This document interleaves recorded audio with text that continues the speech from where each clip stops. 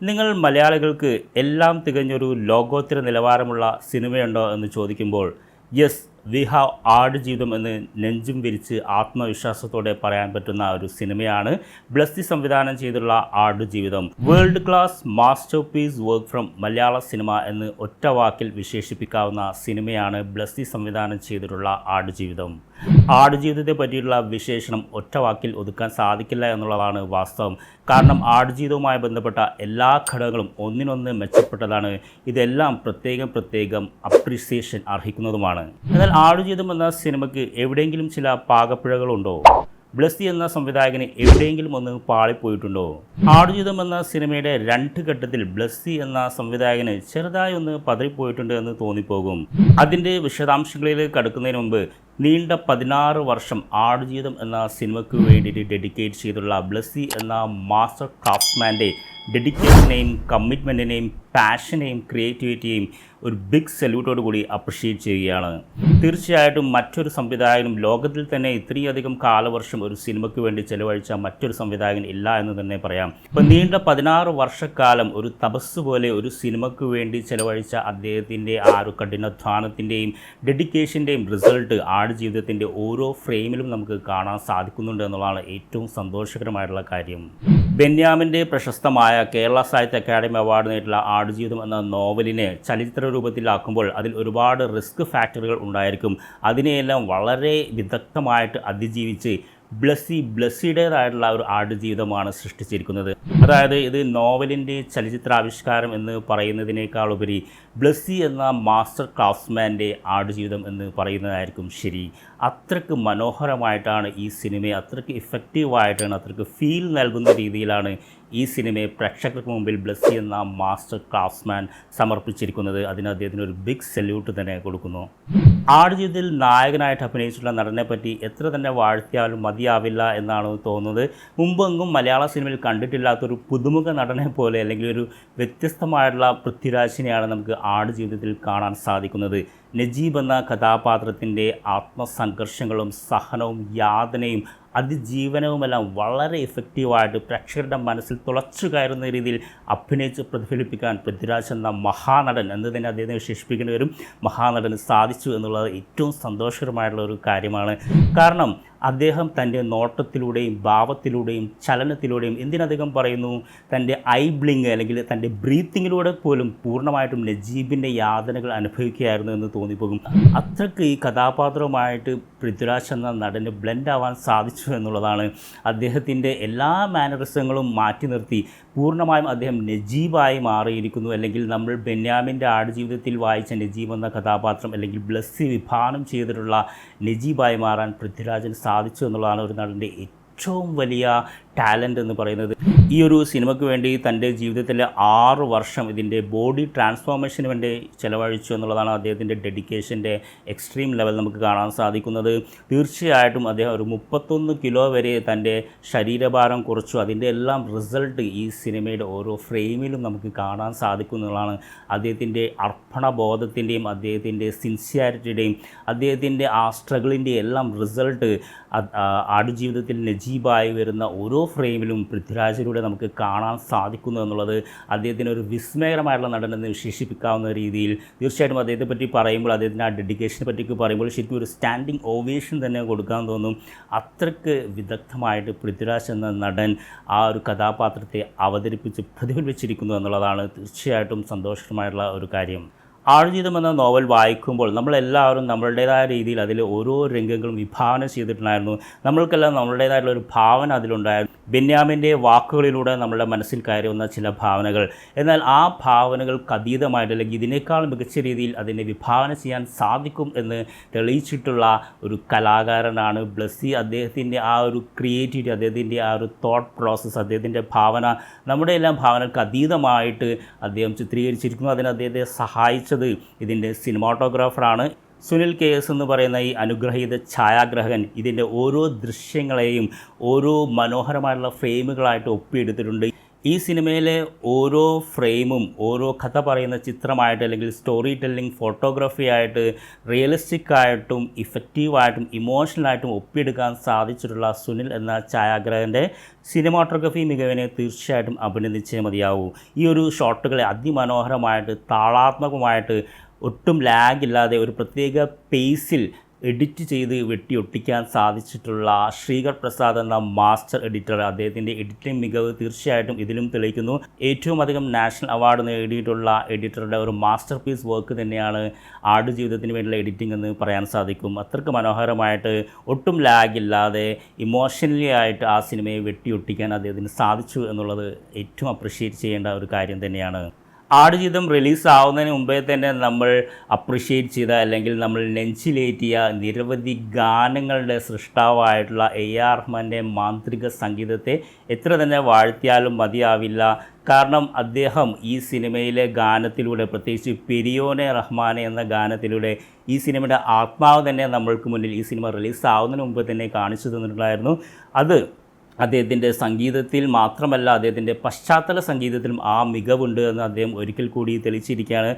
അതുപോലെ തന്നെ ഈ സിനിമയുടെ സെക്കൻഡ് ഹാഫിൽ അദ്ദേഹത്തിൻ്റെ പശ്ചാത്തല സംഗീതത്തിൻ്റെ വേറൊരു ലെവൽ, വേറൊരു ഡയമെൻഷൻ നമുക്ക് കാണാൻ സാധിക്കുന്നു. കാരണം ഇതിൻ്റെ second Hafil journey to escape എന്നുള്ള രീതിയിൽ, അതായത് അവർ അതിജീവനത്തിൻ്റെ അല്ലെങ്കിൽ അതിൽ നിന്ന് രക്ഷപ്പെടാനുള്ള ശ്രമങ്ങൾ നടക്കുമ്പോൾ തുടർച്ചയായിട്ട് ഒരേപോലെയുള്ള ഒരു ലൊക്കേഷൻ നമ്മൾ കാണുമ്പോൾ അല്ലെങ്കിൽ സിമിലറായിട്ടുള്ള ലൊക്കേഷൻ കാണുമ്പോൾ അദ്ദേഹത്തിൻ്റെ പശ്ചാത്തലം അതിനെ വേറെ രീതിയിലേക്ക് കൊണ്ടുപോകാൻ സാധിക്കുന്നുണ്ട്. അദ്ദേഹത്തിൻ്റെ ഓരോ പ്രത്യേക രീതിയിലുള്ള പിച്ച്, പ്രത്യേക രീതിയിലുള്ള ബീറ്റ്സ്, അതെല്ലാം ആ ഒരു സിനിമയെ നമ്മളെ ഇമോഷണലി കണക്ട് ചെയ്യുകയും നമ്മളെ ഒട്ടും ബോറടിപ്പിക്കാത്ത രീതിയിൽ നമ്മളെ എൻഗേജിങ് ആക്കാൻ ഇദ്ദേഹത്തിൻ്റെ പശ്ചാത്തല സംഗീതത്തിന് സാധിക്കുന്നുണ്ട്.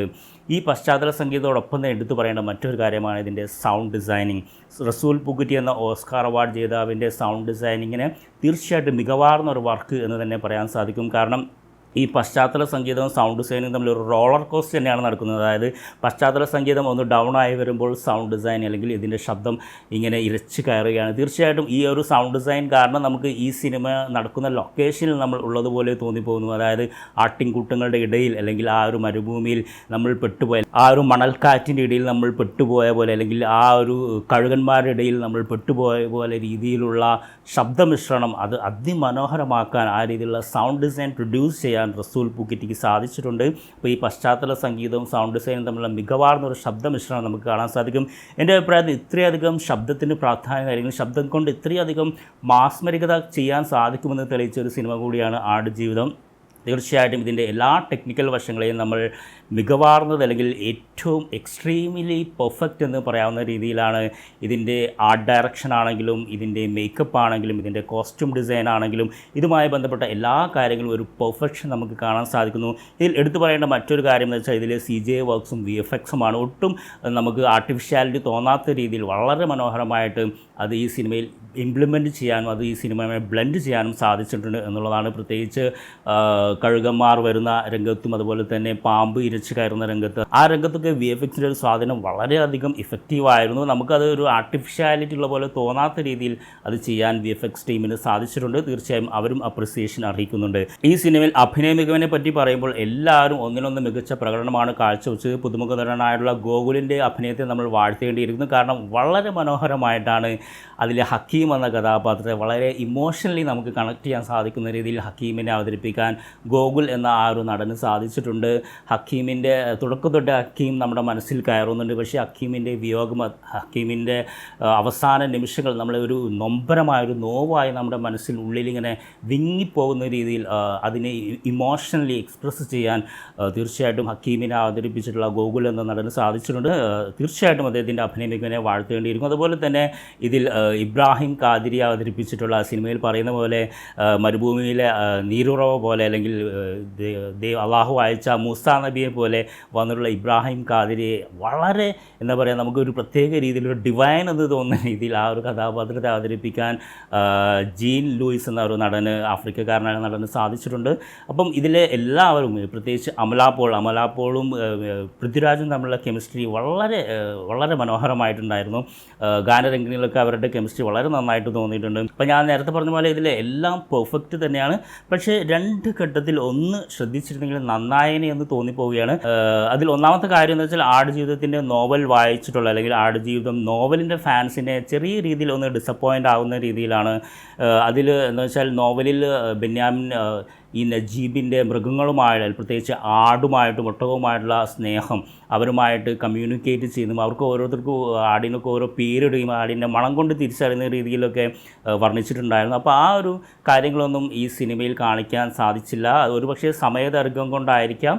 മറ്റൊരു കാര്യം എന്ന് വെച്ചാൽ ബ്ലസ്സി ഇത്രയും ലോങ് ഡ്യൂറേഷൻ തിരക്കഥ വേണ്ടി ചിലവഴിച്ചപ്പോഴും ഇതിൽ നമ്മൾ മനസ്സിലാക്കേണ്ട ഒരു കാര്യം എന്ന് വെച്ചാൽ ഒരാളുടെ ദുഃഖവും യാതനയും എല്ലാം അത് മറ്റൊരാളിലൂടെ അല്ലെങ്കിൽ അതുമൂലം ദുഃഖം അനുഭവിക്കുന്ന മറ്റൊരാളിലൂടെ കാണിക്കുമ്പോൾ വേറൊരു ഇമ്പാക്റ്റ് അതിനുണ്ടാവാറുണ്ട്. അതായത് നജീബ് അനുഭവിക്കുന്ന ദുഃഖവും യാതനകളും കഷ്ടപ്പാടുകളെല്ലാം നമ്മൾ വളരെ റിയലിസ്റ്റിക് ആയിട്ട് തന്നെ കാണുന്നുണ്ട്. പക്ഷേ നജീബ് ഇല്ലാത്ത സമയത്ത്, നജീബിൻ്റെ അഭാവത്തിൽ നജീബിനെ ആശ്രയിച്ച് ജീവിക്കുന്ന നജീബിൻ്റെ ഉമ്മയുടെയും സൈനുവിൻ്റെയും അവസ്ഥ എന്തായിരിക്കുമെന്ന് കാണിച്ചിരുന്നെങ്കിൽ എന്ന് തോന്നിപ്പോകുന്നു. കാരണം നമുക്കറിയാം, ആ സിനിമ കണ്ടവർക്കറിയാം, ഫസ്റ്റ് ഹാഫിലോടുകൂടി നജീബിൻ്റെ കുടുംബാംഗങ്ങളെ കാണിക്കുന്നത് നിർത്തി. സെക്കൻഡ് ഹാഫിൽ നജീബിൻ്റെ കുടുംബാംഗങ്ങളുടെ അവസ്ഥ എന്താണ്, നജീബിനെ ഇത്രയും കാലം കാണാതായപ്പോൾ സൈനു എങ്ങനെ ജീവിച്ചു, സൈനു എങ്ങനെ ഈ സംഘർഷഘട്ടത്തെ അതിജീവിച്ചു, ഇത് കാണിക്കും. ഒന്നോ രണ്ടോ സീനിലെങ്കിലും ഇത് കാണിച്ചിരുന്നെങ്കിൽ നമുക്ക് ഇമോഷണലി കൂടുതൽ കണക്റ്റ് ആവാൻ സാധിക്കുമായിരുന്നു. കാരണം നജീബ് അനുഭവിക്കുന്ന തീവ്രതയുടെ മറ്റൊരു ഡയമെൻഷൻ നമുക്ക് സൈനുവിലൂടെയും നജീബിൻ്റെ ഉമ്മയിലൂടെയും കാണാൻ സാധിക്കുമായിരുന്നു.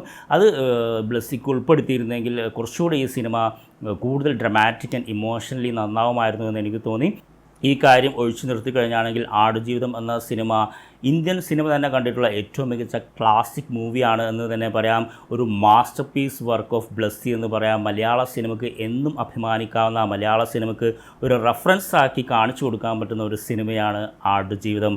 ആടുജീവിതത്തിൻ്റെ സാമ്പത്തിക വിജയം എന്ത് തന്നെ ആയിക്കോട്ടെ, അത് കോടികളോ അല്ലെങ്കിൽ അത് 100 കോടിയോ 200 കോടിയോ അത്ര നേടിയിട്ടില്ലെങ്കിൽ കൂടിയും ആടുജീവിതത്തിൻ്റെ നിലവാരത്തിൻ്റെ തട്ട് അതെന്നും താഴ്ന്നു തന്നെ നിൽക്കും.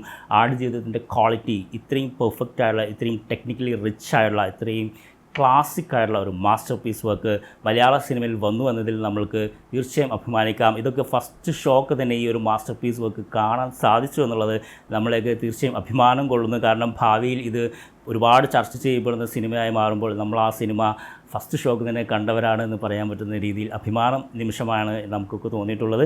അപ്പോൾ നിങ്ങളും ഇത് തിയേറ്ററിൽ തന്നെ പോയി കാണേണ്ടതാണ്. ഈ തിയേറ്ററിൽ പോയി കണ്ട് ഇതിൻ്റെ തിയേറ്റർ എക്സ്പീരിയൻസ് ഫീൽ ചെയ്യേണ്ടതാണ്. കാരണം ഒരുപാട് കാലം അല്ലെങ്കിൽ എവർഗ്രീൻ ആയിട്ട് നിൽക്കുന്ന ഒരു സിനിമയാണ് ആടുജീവിതം. അപ്പോൾ അതിൻ്റെ തിയേറ്റർ എക്സ്പീരിയൻസ് നിങ്ങൾ ഒരിക്കലും മിസ്സാവരുത്. നിങ്ങൾ പോയി കാണുക, നിങ്ങളുടെ വിലപ്പെട്ട അഭിപ്രായങ്ങൾ അറിയിക്കുക.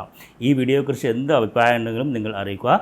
ഈ വീഡിയോ നിങ്ങൾക്ക് ഇഷ്ടപ്പെടുന്ന വിശ്വസിക്കുന്നു. ഇഷ്ടപ്പെട്ടാൽ ഒന്ന് ലൈക്ക് ചെയ്തേക്കണം, നിങ്ങളുടെ സുഹൃത്തുക്കളുമായി ഒന്ന് ഷെയർ ചെയ്യണം. നിങ്ങൾ ആദ്യമായാണ് ഈ ചാനൽ കാണുന്നതെങ്കിൽ ഒന്ന് സബ്സ്ക്രൈബ് ചെയ്യണം. കാരണം ഇതുപോലെ ഒരുപാട് ഇൻഫർമേറ്റീവ് എൻ്റർടൈൻമെൻറ്റ് വീഡിയോസുമായിട്ട് ഞാൻ വീണ്ടും വരുന്നുണ്ട്. അപ്പോൾ നമുക്ക് അടുത്ത വീഡിയോയിൽ കാണാം. അതുവരെ this is Jubair signing of.